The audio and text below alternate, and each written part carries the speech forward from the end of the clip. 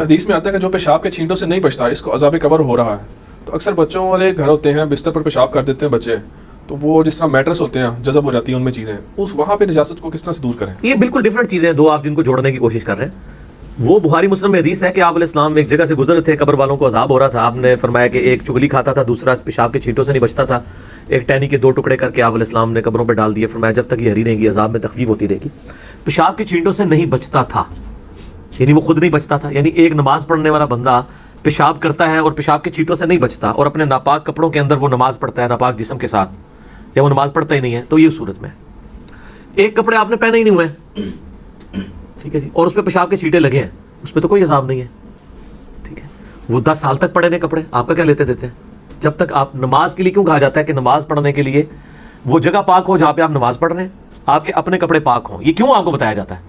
वरना तो कहा जाए कि मुसलमान के घर में हर चीज़ पाक होनी चाहिए, ये तो कहीं नहीं कहा गया। उल्टा बुखारी मुस्लिम में हदीस है कि मस्जिद बैत होनी चाहिए, घर में एक नमाज के लिए जगह मखसूस करो। वो मखसूस क्यों करो? कि सिर्फ उस एक जगह की पाकी का एहतमाम कर लो। बच्चों वाले घर में पूरे घर की पाकी का एहतमाम करना पॉसिबल ही नहीं है, इल्ला है कि कोई बहुत वहमी हो जाए, और कुरान पाक ने कहीं नहीं कहा कि आपने इतना वहमी होना है। ला युकल्लिफुल्लाहु नफ्सन इल्ला वुसअहा।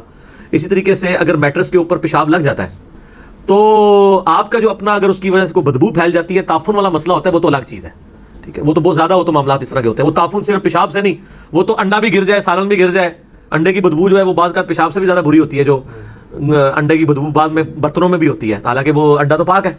तो वो तो ताफुन आपका एक मामला है ना। वो तो हत्ता के बुखारी में आया कि भाई जिसने प्याज कच्चे खाए वो मस्जिद में ना आए, हालांकि प्याज खाना तो हलाल है, ठीक है, लेकिन चूंकि लोगों को तकलीफ होती है। वरना तो कुरान में और हदीस में ये आ जाता है कि प्याज खाओ ही ना, बदबू वाली चीज़ खाओ ही ना, तो सिर्फ एक जगह के लिए रोक दिया गया। इस तरह पेशाब वाला और ये सारे मामला जिस जगह आपने नमाज पढ़नी है उसका तो आप एहतमाम करें।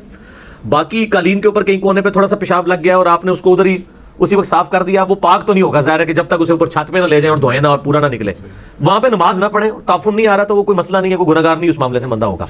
आप कर सकते हैं, आप जरूर करें, लेकिन वो आपके ऊपर कोई ऑब्लिगेशन नहीं है। इस तरह मैट्रेसेस में भी रोला हो जाता है, फिर उसमें सोशल इशू बड़े इन्वॉल्व हो जाते हैं। ये जो जल्लाद किस्म के खामन है ना, ये फिर बीवियों को मारने के ऊपर दौड़ पड़ते हैं कि जी तू बच्चे को पैम्पर नहीं सी बनया, क्यों पेशाब कीता है, तो पिछले हफ्ते भी है ऐसी।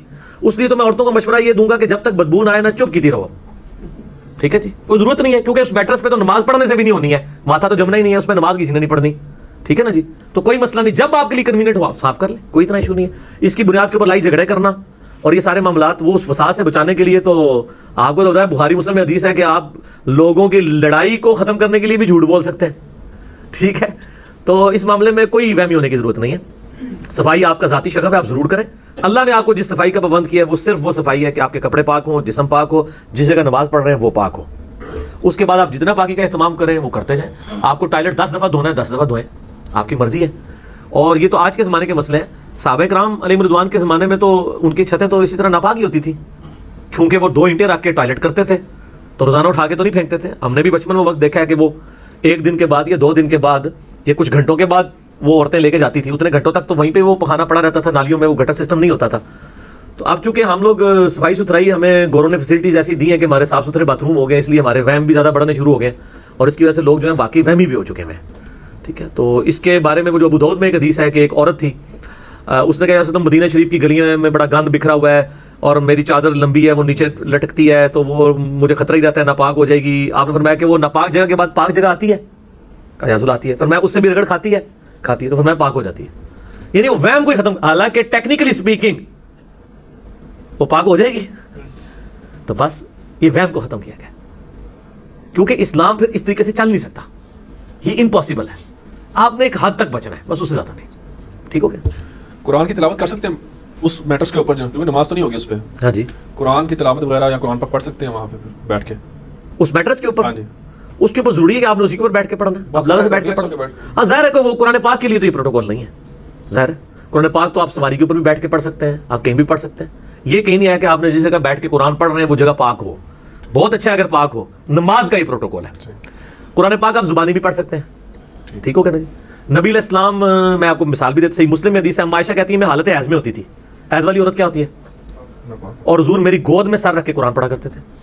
आप होते तो मशवरा देते कि यार सल्लम कुरान ही पढ़ना है, एक तकीर रख लो, वो हैज़ वाली औरत, ठीक है। तो ये सारे इस तरह कोई इसमें नीटी गिटी नहीं है।